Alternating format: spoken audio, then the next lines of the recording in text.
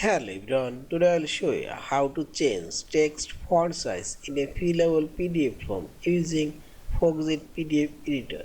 This is a fillable PDF form and this is fillable text box. Now I'll change this text font size. Now click on this form option, this menu bar, and here you will find this text field option. Click here. Now click on this text box you want to edit. Now click right button for mouse cursor and select properties option. And properties dialog box, select appearance option, and here you will find this font size, setting font size auto. Now click on this down arrow and here you will find this font size option. I will make it 12 and see this.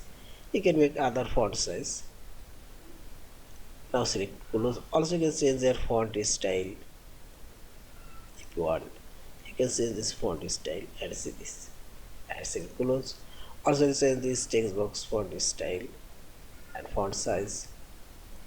The appearance option is selected. I'll make it 14 and font style I'll change this one and see this and select close. Yeah, select this and finally select this file option, save or save as your fillable PDF form. Thank you for watching. Please subscribe, like, share and comments.